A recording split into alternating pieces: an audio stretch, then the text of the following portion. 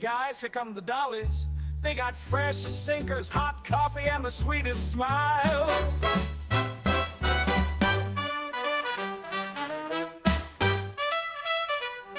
Welcome back to the Clubmobile, everybody. Hi, everyone. Thanks for coming back. Thanks for joining us. We're so happy to have you, as always. We have a very fun episode that we're going to be diving into today. I'm very excited about this because I feel like people know the name, people know the acronym especially, but there's so much that you can unearth on these women. Right, yeah. So I'm very excited. We're going to be diving into the Special Operations Executive today, better known by a lot of people as the SOE. Yes. And it's very exciting. It is very exciting. And it's very exciting, and it's very dark in a way. I would put it in that perspective. Dark. It's not super glamorous work that they did. No, it's not very it was not advertised. So the same way that the propaganda was telling people to go out and join the workforce and become a Rosie or join the WAC and join the waves, nobody was advertising for this. This was not public. No. This was very underground. This was very if you were recruited to join the SOE, it was very word of mouth. You knew somebody who knew somebody who thought you'd be a good spy. Yes, like a lot of them were originally enlisted in other areas of the Army, the women's branches of the Air Force. A lot of them were in the Women's Auxiliary Air Force, the WAAF, the WAF. And a lot of them, like you said, it was through word of mouth. It was through brothers that were in the Navy. It was cousins that were already in the SOE, and they would mention, oh, my female cousin is fluent in French. Or they would be scouted. Yeah. Essentially. Like, there is one story that I read while we were researching about a woman who was in the WAF, and she displayed that she was fluent in French, and they ended up picking her, and that was still part of her cover, was that she was still in the WAF. Right. So like you said, it wasn't glamorous. These women, while they were undercover, they lived in like old chalets, old cottages. They weren't in the Ritz by any means. No, it's very much, to put it in perspective, like picture-wise, it is very much like the character of Sandra in Masters of the Air, where she is part of the SOE. She's undercover, and she can't, like, when Crosby asks her, can you tell me where you're stationed? She says, I can't. No, she ends up making up a job, saying that she was a punter. And she ends up trying to steer him away from the actual job. Yes, that's her job, to steer people away from what she actually does. Which is what I found so funny. I've been punting many times, and you literally are steering. So she's literally steering. Is it really all in the wrists? It really is all in the wrists, and a lot of the men use their hips too. They kind of like squat into it. Oh, like a gondolier in Venice. Yeah, pretty much. Yeah, those guys are strong. I've been on a gondola before. They're very. I don't know how they do it. 4 grown adults in your boat, and you have to push them along the canals. I'm like, I don't know how they do it. I would recommend anyone who's visiting Cambridge in a nice season of the year to go punting. It is so much fun. And the tour around Cambridge, you get to see the university, you get to see the college. It's really beautiful. But yeah. Okay, so we'll have to go punting next time we go back. Yeah. Because I didn't do it last time. It was a little chilly. I didn't do it last time. It's always a little chilly. You have to. England's always a little chilly. England's always a little chilly. But yeah. And then we also have Eve Mansour from SAS Rogue Heroes, who is kind of an amalgamation of all of these women, who is a lot more. She's not technically with the SOE. She's more with the French Resistance. She's sort of an amalgamation of all of these women and what they did, just as one character. Because, of course, Eve herself was not a real woman. Sophia Boutella is not portraying but she is portraying an amalgamation of a bunch of these women. Very much the way, Helen in Masters was just an amalgamation of the general, like, a donut dolly. Yes. Taddy was real. Helen was created to become this perfect picturesque dolly. So yeah, and Hollywood will do that. It absolutely works. Hollywood will do that. I think it's good that I think it's good that they do that. I think it's important that sometimes they build space. They build space for these women. They should be. I like that they build space for the women, but I also wish that there was more women to portray the real women. Does that make sense? Yes. Rather than one amalgamation. Yes. Rather than we can't get enough. We can't get enough to do a whole unit. So we're just going to build space for this one woman, and we'll kind of make her a little bit of everybody. I do understand where you're going with that. I get that. Which is still really cool. The fact that there is still, there's still places to learn, and there's still, characters to be played and it brought to the forefront in terms of media. But I do wish that, I don't know, I kind of wish that producers had endless buckets of money to make sure that every single woman ever had her story told. Absolutely. Yeah. Until they do have endless buckets of money, we'll carry on here. We'll carry on with that one. But I felt like when we were researching this, I found it all really, really interesting. It's spy work. And it's interesting. And it's almost got this very dark World War II James Bond feel to it. Yeah, a lot of the stories that we're going to talk about today actually inspired the story of James Bond and the story of Miss Moneypenny. So all those spy stories that have become so popular and that we've grown to know and to love have come from things like this. There was a woman who worked very closely with Churchill, and she essentially co-founded the women's branch of the SOE. And it's been said that she herself inspired the character of Miss Moneypenny. So that I found that really, really cool. That's awesome. I love that. Really cool. So there were 3,000 women in the SOE. That's a lot. It's a lot. That's for the time. That's a lot of women. That is a lot of women. And a lot of these women were, like we said, were already in the WAF or were scouted or through word of mouth. For terms of secrecy, a lot of them, if they were not enlisted prior to joining the SOE, they were inducted into the First Aid Nursing Yeomanry, FANY, so that they could say that they were an army nurse or that they were a first aid worker, rather than obviously, letting the cat out the bag. Right. And saying that they were spies. Right. So these 3,000 women, obviously this was over time, but the SOE formed in 1940 after France signed an armistice with Germany. And they were created, essentially born of Churchill's fear that England would soon fall under the shadow of Nazism. And he pledged the UK's support to the resistance. Yeah, he was terrified. I mean, of course you would be, but he was extremely terrified that, Britain would be invaded and that they would turn honestly, you can't blame him. He's watching every other European country around him become property of Germany. Under German occupation, and you can't help but think, where next? Yeah, I mean, in the grand scheme of things, literally, if we're going down a list, it's gonna be, and of course, Britain was heavily bombed. There was the Blitz. It was always on like a thread of, are we next to be invaded? Are we next to be taken over by? Britain really did hang by a thread for a very long time during the war. A long time. They really did. And they were in it from 39 all the way up to the end of the war in 45. So yeah, they were pretty much hanging there for a long, long while. Yeah. These women were charged with setting Europe ablaze upon Churchill's orders. Anything and everything, to sabotage, to espionage, to anything to get the information that England needed to stay safe. A lot of these women, I do not know how they ended up in on this. I wouldn't be able to keep a secret because I'm terrible at keeping secrets. I'm not very good. Doing this, I have to be. But I'm not, I don't think I'd be able to do this. There's a lot of things where you and I question, like, could you have joined the Red Cross? Could you have joined the WASP? And I think that, or could you have been a Rosie? And I think that those are easy to answer.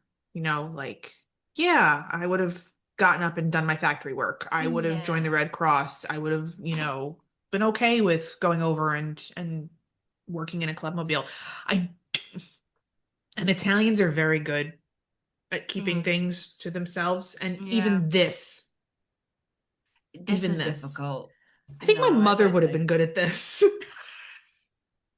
Not so much me. I can keep my mouth yeah. shut, but I think my mother would have been very good Mm. at this. She would have been very good, truly. I will have to ask her the next time I speak to her. Be like, hey, could you have been a spy? Could you have been a Yes. spy in World War II? I think she could have.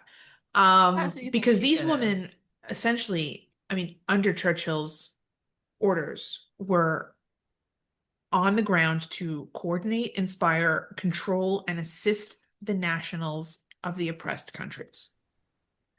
So, Yeah. in layman's terms, do what you have to do. Yep.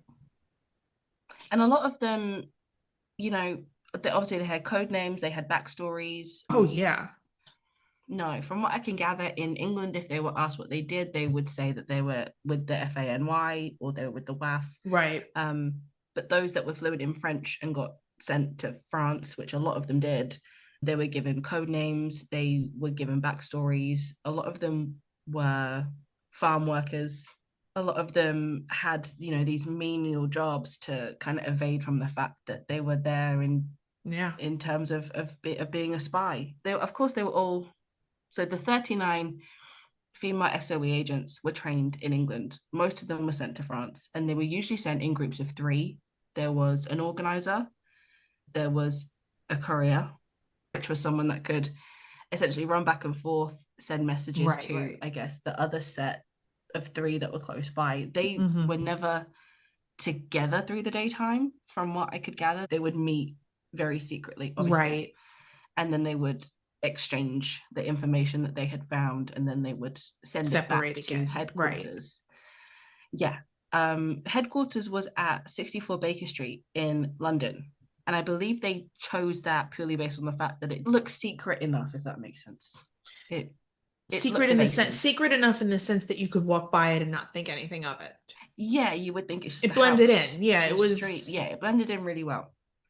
They chose that because it didn't look like a headquarters of anything. It looked like a house that people lived in.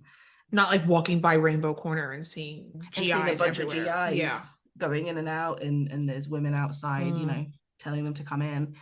But they were given this extensive training in England on resisting interrogation, how to evade capture. A lot of the women were captured behind enemy lines. There were 7 SOE agents who got sent to Ravensbrück concentration camp.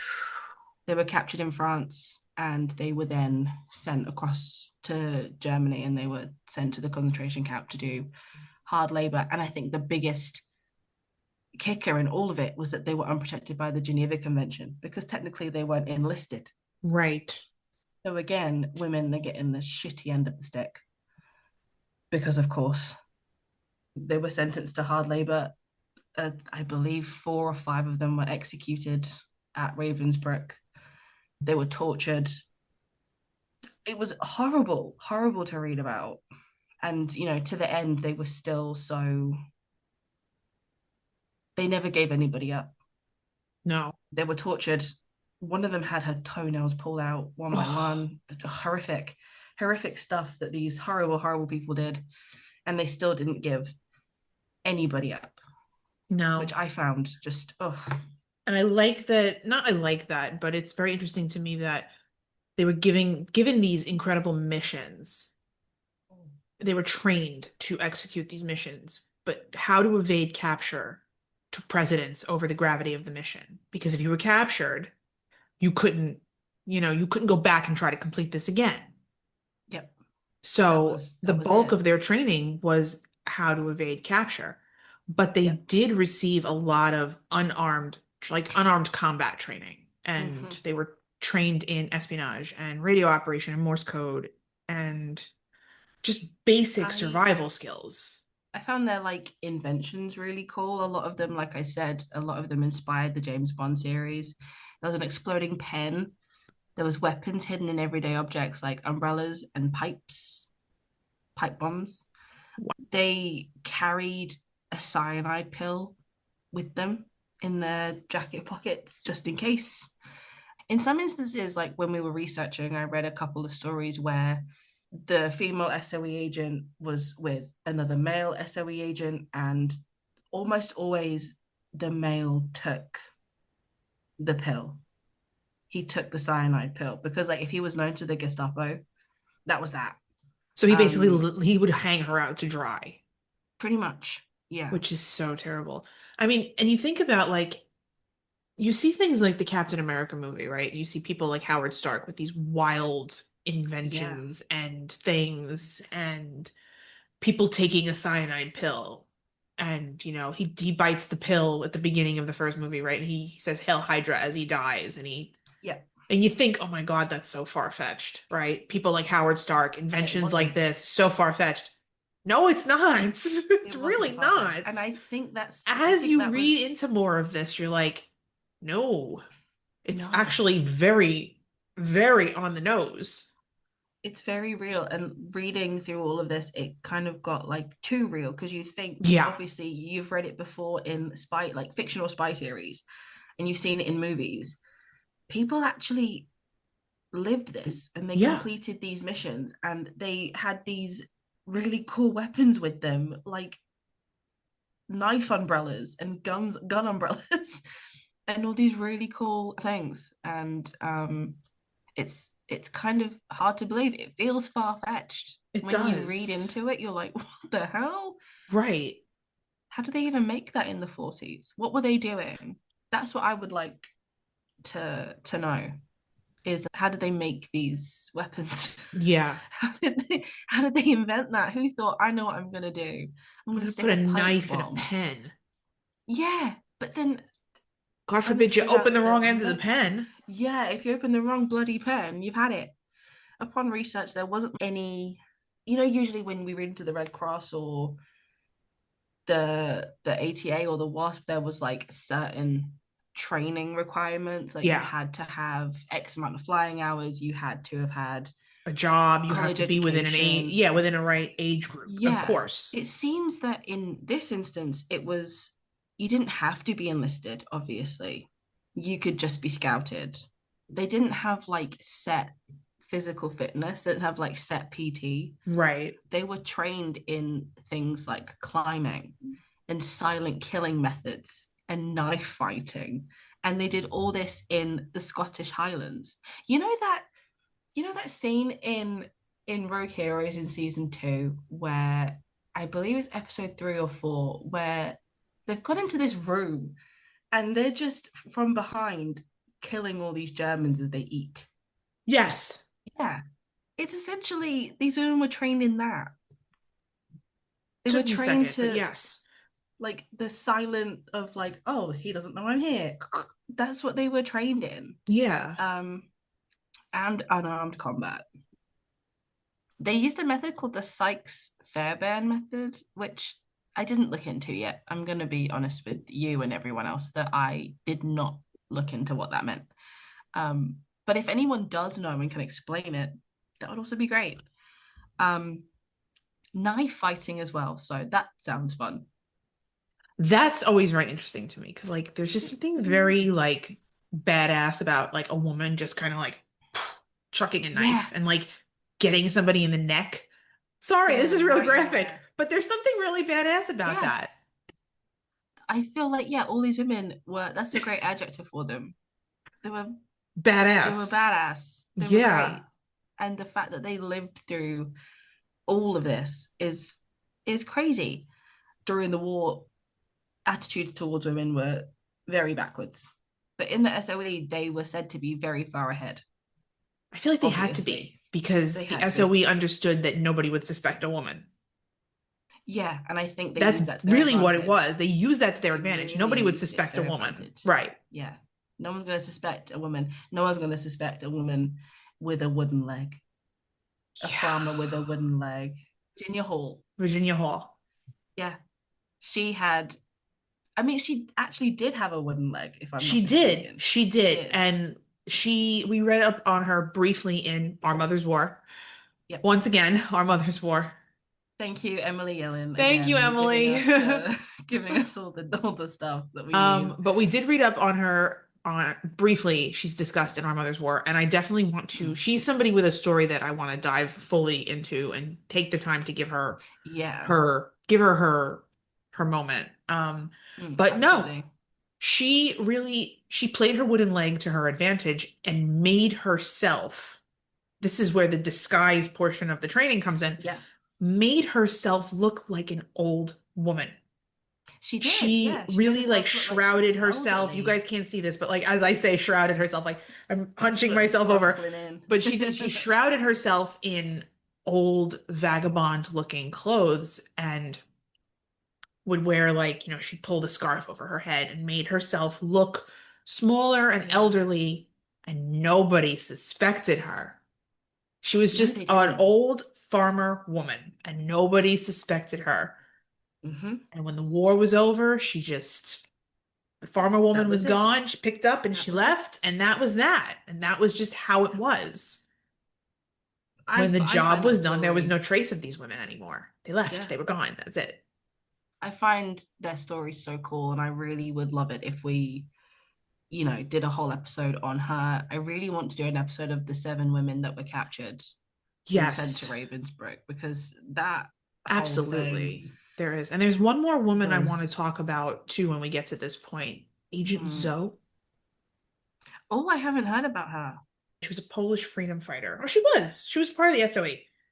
Yeah. It wasn't just British women. It was women from all over Europe, but they just happened to be attached to the SOE. Her name was Elżbieta Zawadzka, and she was known by her nom de guerre, Zoe. And she was a Polish freedom fighter during World War II for the SOE. And she was a university professor. Oh, wow. And she was a brigadier general of the Polish land forces. Amazing. And she was the second woman ever to hold this rank. Jeez. And that's really cool. She served as a courier for the Polish Home Army, carrying letters and other documents from Nazi-occupied Poland to the Polish government in exile in London and back. So her regular route ran from Warsaw through Berlin and Sweden to London. And she was responsible for organizing routes for other couriers of the Home Army. Wow. Yeah, I would love to do an episode on. She only just died. She only just died in 2009. So, I mean, to us, we think of 2009, we're like, oh my God, it's almost 20 years ago. Yeah, but in the scheme of that, the grand scheme of things, she was 99 years old. Yeah. She almost made it to 100. Her birthday, she was born on the 19th of March, 1909. She died on January 10th, 2009. So she almost made it to 100. I absolutely want to get into her at some point. Absolutely. But just reading that alone, right? Getting into that little bit, I'm like, you read things like that and you go, my God, they did all this. Sucked in. You get sucked in. You really do. Like, you get sucked in. You're like, holy shit. Like, how did they manage? How did they constantly on the run? Obviously, you're far away from home. No GPS. No GPS. No cell phones. Had to memorize the route, obviously. You had to memorize the route. You couldn't get caught with a map. Really was a case of using a compass or like using the stars. Using your wits. Using your wit, right? Like, keep your head about you. I couldn't do it. This is one of the things. This is one of them that I don't think I could have done. I could not have done this because my brain. Throw me back in the truck. I'll serve coffee. Throw me back in the truck. I'll serve coffee and donuts. It's fine. It's fine. I'm good. I'm good in the truck. I'm good in the truck. My brain doesn't work like this. No. So this is all amazing to me. My brain doesn't function in that critical way. I can't function in that critical way. And it's a product of the time we live in and when we were born and how we are raised. Yeah. But, I mean, look, I could dive into and get my hands dirty with a lot of things. This is just not one of them. It's not my specialty. This is not one of them. It's not my specialty. No, I just couldn't. I don't think I could manage it. It's like when I say don't ask me to do. It's like when I say don't ask me to do math when I'm not at work, because I do math all day at work. Yeah, I mean, I'm just not very good at that. Anyway. No, I'm also not very good at math. A lot of it sounds really cool because it does. They were given they were given training on weapons, unarmed combat, how to use explosives, how to destroy infrastructure. Like some of them were tasked with destroying the silent railways. killing is very interesting to me. Yeah, silent killing. How to destroy infrastructure like railways. The way I just said that, the silent killing is very interesting to me. Planning anything. I swear I'm not. I could never. I'm not silent. I'll trip over. That too. I'd go ass over tit. You're not silent at all. Neither am I. I'd go ass over tit. No, I'd be ass over tea kettle. Forget it. Yeah, exactly. But it is very interesting to me that they literally took these women and were like, we're going to teach you how to kill people quietly. Yeah, and then we're also going to teach you how to use explosives and destroy bridges and railways so that the Nazis cannot use them and they cannot cross any borders. We're going to trap them. And it's going to be you that's going to do it. Forget the army, forget the Marine. You're going to do this. Yeah. They were also trained in Morse code as well. They were trained on how to read Morse code. That's not surprising to me. Messages in Morse code. No, that's not surprising, but I still think it's really cool. Yeah. I think it's so cool. One of the ones that I found it blew my mind was interrogation resistance, which means that in training they were also interrogated and possibly tortured to simulate a real life situation that could happen. Yes. I don't think the torture was as extensive. Like, I don't think that the SOE was pulling their fingernails out. Pulling fingernails and toenails out. The fact that you had to be trained to resist interrogation means that you were trained in some, like, they put you through your paces. And then it made me feel even like I felt bad for them in that sense anyway, but it made me feel even worse for them because while they're in training, they're being heavily traumatized. Yeah. And then they're going into Nazi Europe, Nazi France, occupied France, and then they are captured and then they are interrogated for real. Right. It just sort of added to the, oh my God. You're being interrogated in training and you have to remember to trust this person because they are your boss, your employer. These are the people you trust. But at the same time, it's like, oh my God. Yeah. How are you supposed to, how am I supposed to trust you? Yeah. Like all of this just completely blew my mind. I don't know how I've said this like 3 times now. I do not know how they did it. I do not know how. And I don't understand how they were told about doing this. And they were like, yeah. Right? Like, hey, we think you'd be really great at this, this, and this. Sure, sign me up. Yeah. I would be like, nah, sorry. I'd be like, do you need a secretary? Yeah, do you need someone to type stuff? Do you need a typist? Do you need somebody in the typing pool? Because well, yes. Yikes. I could be fluent in French. I'm not gonna use that. Right. I might be fluent in French, but why don't you bring me the secret messages and let me decode them here? I will read them and I will translate them and I will hand them back and then I'll go home. Thank you. I couldn't. I don't think I could not do this. I couldn't have done it. Couldn't do it. They were also trained in espionage, like disguise, like we've already spoken about, surveillance, breaking and entering, which I found again very interesting. The fact that they were trained on how to break into places. Yeah. Again, how cool is no that? Crowbars, no crowbars. Just picking a lock. Picking a lock, yeah. Those hairpins came in very handy. Very handy. Yeah. These women did all of this really amazing, cool stuff, and they were disguised for so many years. And like you said, once the job was done, they essentially disappeared. Yeah. The SOE was dissolved and disbanded in January of 1946. So I found that quite quick. I mean, obviously it had to be done very... I feel like it had to be quick because things like the SOE, I feel like documents and things with the SOE destroyed. They must have just been either destroyed or locked away as quickly as possible. They were locked away, and the only reason that we know about them is because in the 1990s, I think the time limit had come about. Yeah, there's always a time limit on documents from a war. And so the UK government released these documents. So a lot of these women did not get their flowers, medals, until the 90s. Until the 90s. And obviously by this point, a lot of them have aged, obviously. Passed away. But they dissolved and disbanded in January of 46. Many of the male agents, specifically the male agents, were transferred to the newly formed MI6. Some then transferred to London's financial district, which I found quite odd. That's a career change. And others just returned to their peacetime occupations.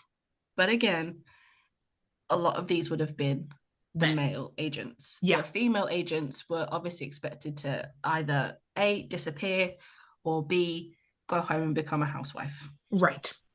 And how do you become a housewife and live a life of normalcy and not be able to ever tell your husband about this? You can't tell anyone.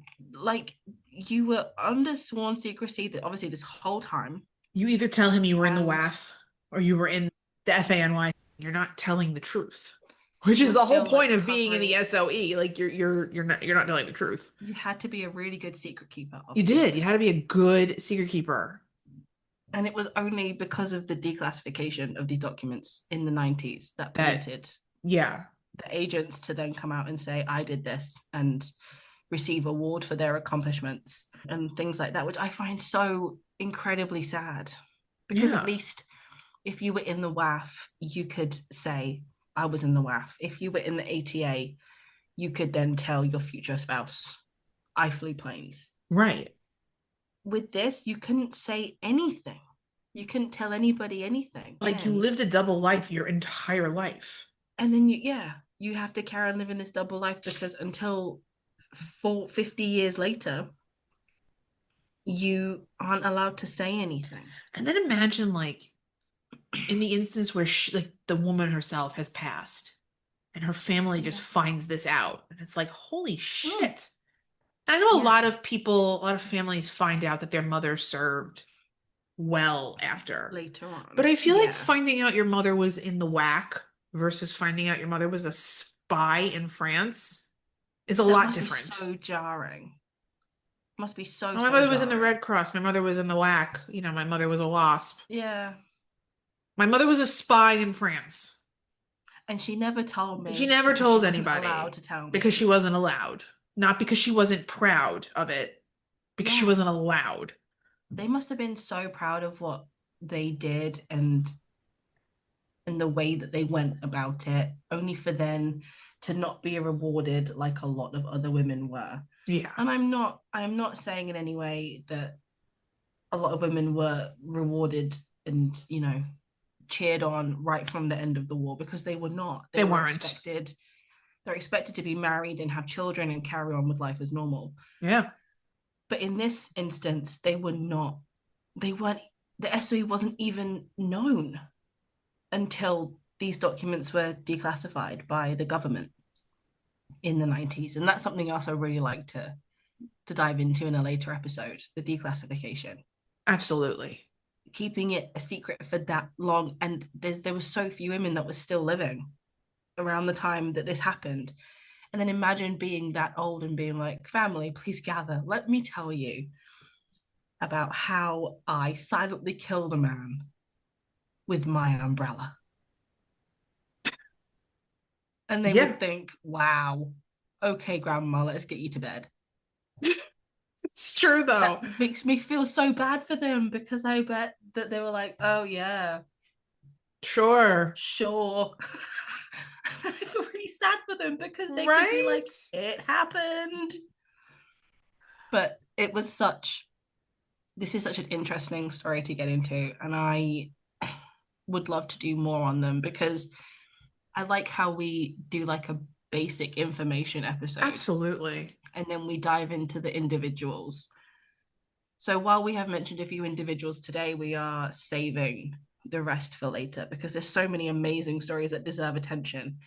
The seven women of Ravensbrück is its own. That's its own dark. I said this to you right before we did this, was that if we did all of it at one point, it would be like 2.5 hours long. It would be. It would be a lot for our listeners to digest. People would not be fussy, I don't think. I think they'd be sat for the 2.5 hours. However, we like to... we like to keep you coming back for more. Exactly. We don't want to do it all the way at once. So the hook here is come back for another episode on the women of the SOE. But it's true. There would be, I don't think we would be able to do it all at once without giving them the attention they deserve. Yeah. Not so much that people wouldn't stick around for 2 hours and we wouldn't be able to sit through doing this for 2 hours. We've come very close on a lot of occasions to sitting here for 2 hours and recording with ourselves or a guest where, you know, it's like, oh my God, we're pushing 2 hours. Get the hook. But we have to sometimes. But it's not a case of that. This is a case of these women deserve their own moment. And they deserve their story told as thoroughly as possible. So we will be coming back to the 7 women of Ravensbrück. Especially because these women were not noticed until 45, 50 years after the fact. So I think, if anything, they absolutely deserve the time and attention that we can give individually. But this was so fun to dive into. This was a lot of fun to dive into. It's very... The spy ring is very interesting. Yeah, it's very, very interesting. I know that there's, you know, double agents and spies and stuff still out there, and it's a lot easier to cover it all up now, and, you know, but then again, it's also a lot harder because the internet and paper trail and all that. Burner phones and whatever. Burner phones and all that, and, you know, everybody watches Law and Order these days, so, like, you know, everybody's an investigator in their own right. But it's, you know, these women did a lot for very little recognition, which seems to be a running theme. The concurrent theme with any woman or women's group that we dive into. They do a lot for very little. Yep. And then they're not even noticed for it.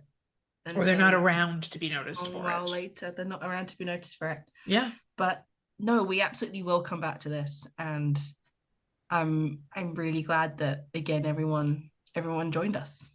I had a lot of fun talking about these women. I had a lot of fun getting into the ins and outs of the SOE and kind of basically just wetting our feet with it a bit and introducing it to our listeners in a more broad spectrum.